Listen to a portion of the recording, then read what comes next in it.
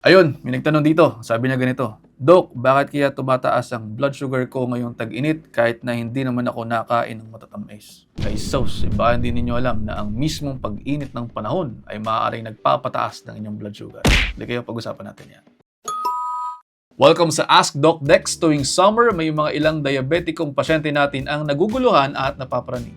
Nagpa-fasting blood sugar sila at nagugulat sila na minsan pumapalo ng 150 to 200 ang sugar nila kahit na maayos naman ang diet nila, umiinom ng gamot at hindi na kumakain ng cakes o umiinom ng soft drinks. Ang laging tanong saan kaya galing ang asukal na ito? Ang kalaban po ninyo rito ay hindi lamang po pagkain. Maaari po, again, for some reason, maaari po yung matinding init ng panahon po pwedeng kalaban din dyan. Meron dalawang pangunahing po pwedeng dahilan kung bakit nagloloko ang blood sugar kapag tag-init. Unang-una, dehydration. Kapag po napakainit ng panahon, pinagpapawisan tayo ng malala at nawawalan ng maraming tubig ang ating katawan. Isipin po ninyo, meron kayo ditong isang baso ng tubig. Ito, isang baso ng tubig. Ilalagay natin yan ng asukal. Kapag po ito ay inyong pinakuluan, ang mangyayari dyan, mawawala yung tubig, no? Maaari po na sumisingaw yung kalahati ng tubig at mas magiging matamis po ang lasa nito kahit na hindi naman po kayo nagdadagdag ng asukal. Kasi nga, nag-evaporate yung tubig pero nandoon pa rin yung asukal. Ganyan din po ang nangyayari sa dugo ninyo.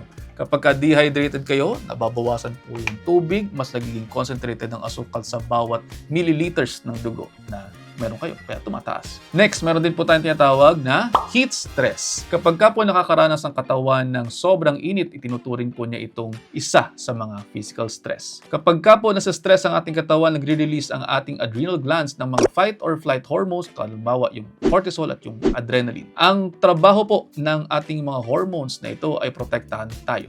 Kaya ang gagawin po nila, uutusan nila ang inyong atay na maglabas ng mga nakaimbak na asukal or glycogen at itatapon po ito sa inyong dugo para magamit bilang enerhiya. Ang problema, dahil nga po meron na kayong insulin resistance kasi diabetico nga kayo, o di naman kaya ay kulang na po ang insulin na nagagawa ng katawan ninyo, hindi po nakakapasok sa cells ang inyong mga asukal na inilabas nga po ng inyong katawan. Kaya nangyayari, naiipon lamang po sa dugo na nagiging sanhi ng hyperglycemia o mataas na asukal sa inyong dugo. Baka sabihin nyo, Doc Dex, pati ba naman init ng araw bawal na sa mga diabetiko.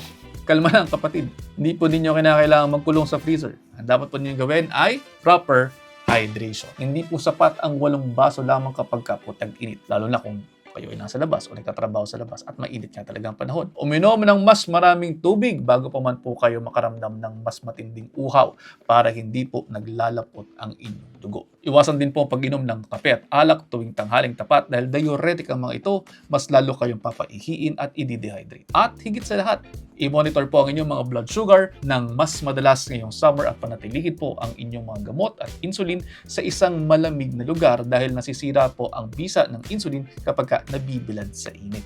Laging tandaan, listen to your body at pailalim pa rin po ang moderation, variety, and balance. At ayun, sana po may natutunan, pakishare sa mga diabetiko ninyong kaibigan. Baka sakaling mas marami pa po tayong matulungan. See you next episode. Ingat!